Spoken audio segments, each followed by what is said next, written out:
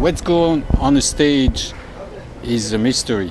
It's a sacred mystery, and you have to live it. You don't record it. You can read it in a book, you can listen to a record, but that's not. And Manda is a master of that. There are some singers, they do the same on stage as they do on records, but that's okay. It's clean. I'm not clean. I make mistakes. Okay. Manda is not clean. I tell jokes. She's alive, and that's what she gives on stage. It's a piece of life. Une tranche de vie.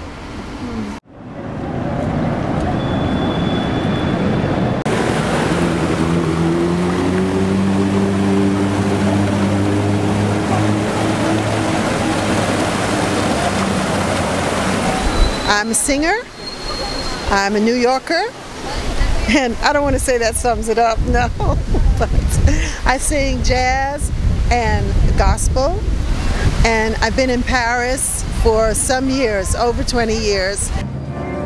To be or not to be, that is the question. Well, here we are in Saint Michel, and we're just across the street from Notre Dame Cathedral. This is a section, it's called the Latin Quarter, Quartier Latin, and it's very dear to my heart. My very first job was around the corner, and then later on, when I started to do gospel, I did many, many concerts in this church behind me, which is called Saint-Julien-le-Pauvre. I want Jesus to walk with me. You know, it's hard to find a champion, especially in France, especially if you're American in France.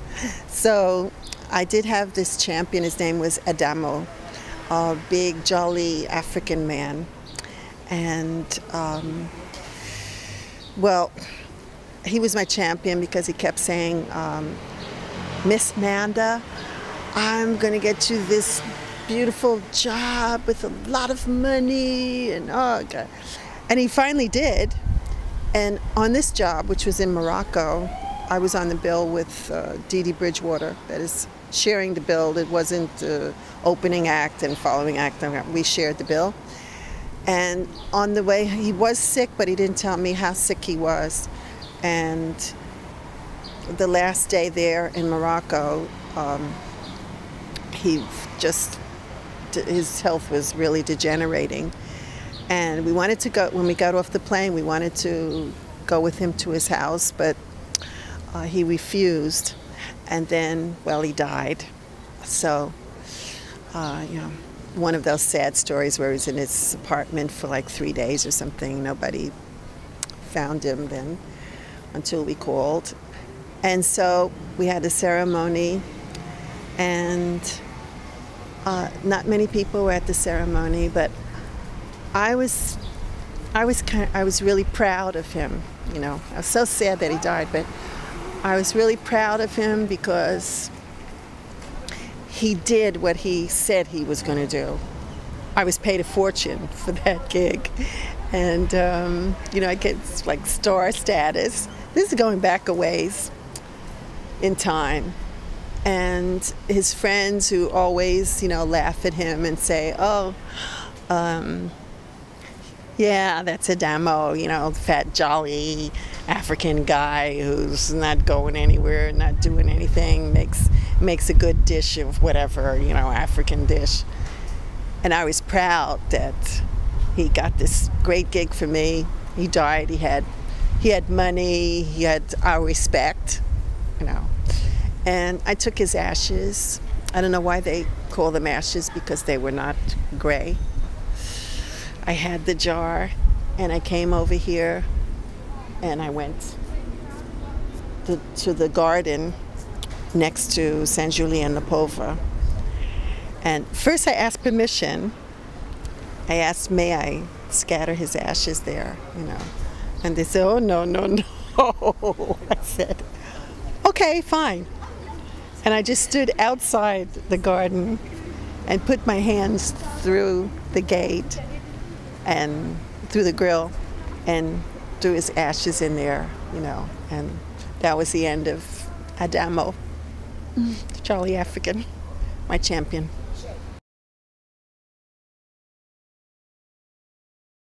So this is the Trois-Maillets. Les Trois-Maillets means 3 hammers. On my first night out in Paris, I met a singer, and she told me to come over and visit her at this Trois-Maillets, because the boss always gave new singers in town, especially women. He always gave them a break. So I came over, and right away the boss comes over and says, "Oh yes, would you like to sing a song for us tonight?" I said, "Oh no, I can't. You know, my throat. No, I'm sorry, I can't." Okay, prochaine fois. Okay, next time.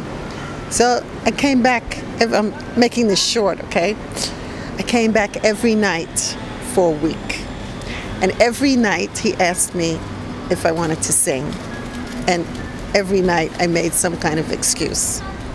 And then on the Saturday night, I was there, and I saw him coming towards me, and I just was framing my mouth to make an excuse, and he says, "No, no, no, you sing tonight, I will pay you." And that's how I got the job. American music. I'm American, I'm from New York. I grew up with this music in my head. Not only jazz music, but country music, and lots of and gospel music. Latin. I had Latin music. I had all that music in my head. I grew up with it. Okay, calypso. My father was from Grenada. All these different kind of musics were in my head already. This was part of my culture, you know. And there is not much when you're going to do American music. There are Americans who don't swing. There are Americans who don't dance. But when they do have swing, I mean, they really have swing. Okay. And it's American music is something that we don't even have to talk about feel. I mean, that's just me. That's in my body. You know, people say you swing. Yeah, I grew up with that. It's in my head. It's in my body. It's in my feet. Roland swings. You don't have to be American to swing. Yeah. Roland's got Roland's got his own thing going. You know, when he gives me those beats, but I love that. So you got the Latin thing mixed in, you know, the Caribbean thing mixed in, because that's part of him. Elle aime bien quand je mixe un peu. Yeah. Que tu swing. Parce qu'elle parlait avant, elle parlait du swing, du fait d'être américain, de la musique américaine, etc. Elle dit, mais Roland, il swing. Yes. Parce qu'il me donne ça, un rythme, un feeling. Yeah, that's,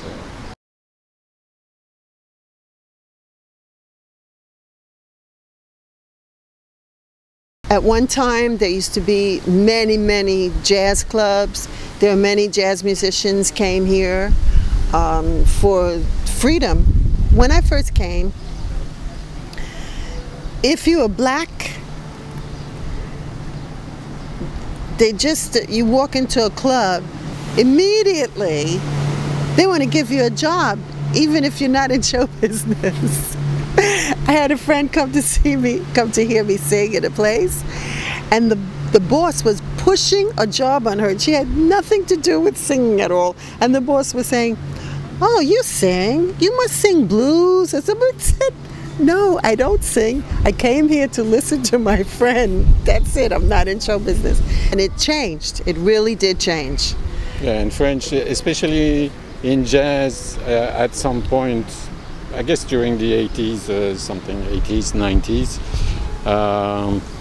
French jazz musicians started to say, you know, why invite so many American singers or musicians to come here when we can play? We have, and it's true, there are a lot of French jazz musicians. So they wanted their, you know, to be recognized as much as the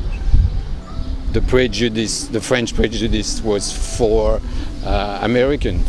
musicians in the first place. So there was, professionally, there was something that changed in those years.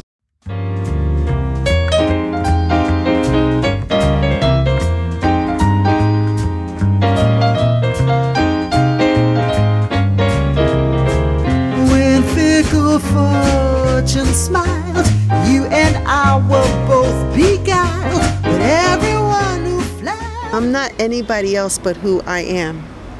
And the dancing is so much a part of me. But not only the dancing, it's the jokes and the, you know, talking with people from the stage and everything. And this all goes, this is part of me.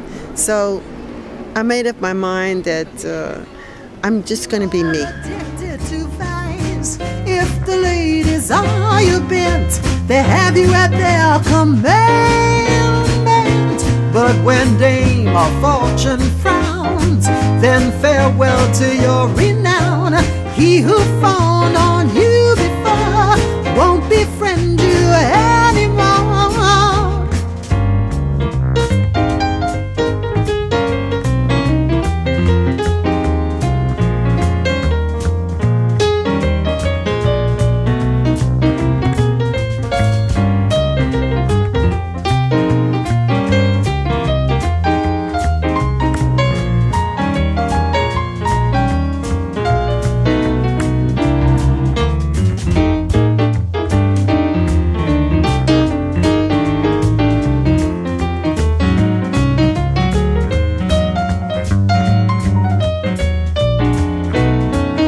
When pain is in your heart, a friend will suffer